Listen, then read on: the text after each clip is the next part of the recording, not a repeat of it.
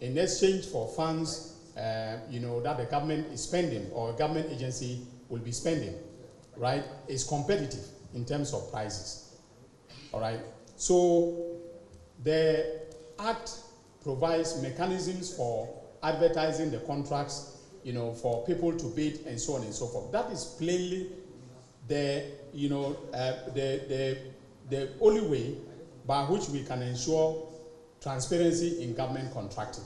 In other jurisdictions, for instance, in the United States of America, in Europe and so on, okay, there is no way that you can spend government money above a certain threshold without compliance with the procurement, you know, regimes in those, you know, jurisdictions.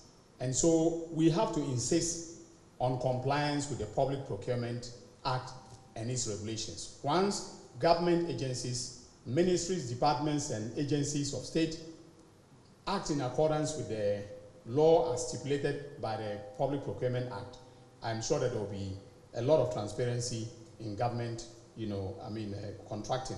And an American judge once said that sunlight is the best disinfectant.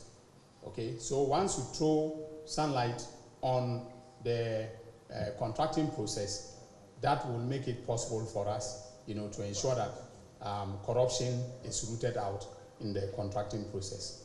That is all I can say for now. I think I've had a very long day, Honorable Minister for Government Communications. Ladies and gentlemen, I want to thank you profusely for coming and for waiting. Yes, so that brings us to the end of the briefing. Yeah, there's a late question, so please hurry up. But you'll be the very last. It is out. Okay, thank you so much for the opportunity. Yes, I remember the very last time you briefed us here. You made mention about an MP who had taken some money to kill the National Service story. Today, when addressing the issue of A+, you did indicate about the fact that you have a lot of those there on him. Is it the MP that you are referring to?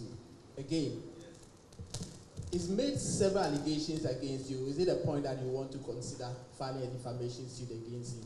And how often are we going to see the learned Attorney General address the nation anytime you file cases of this nature? Thank you. Okay, thank you. On the question of whether I'm going to file a defamation suit against A+, well, I have considered it, but I want to spend the time profitably doing the work that the President has appointed me to do.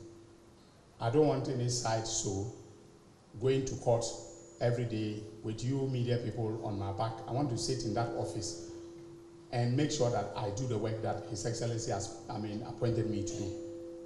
So I will not spend my time, you know, going to court for defamation. I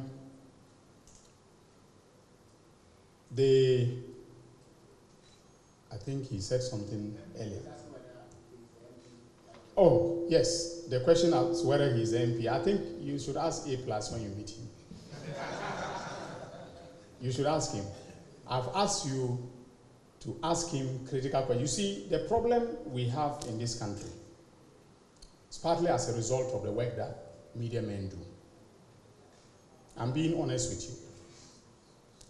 When A+ went on Facebook and splashed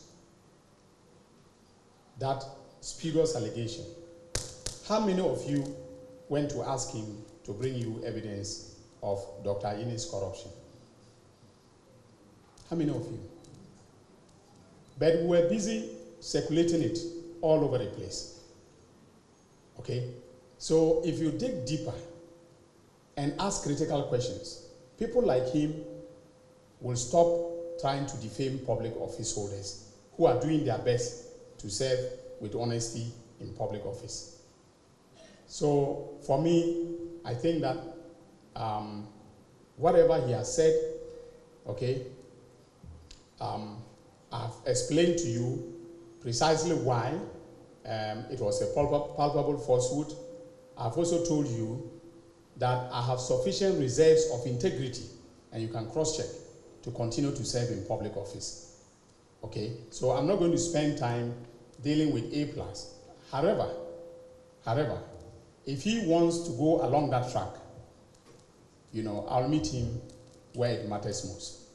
So thank you very much. God bless.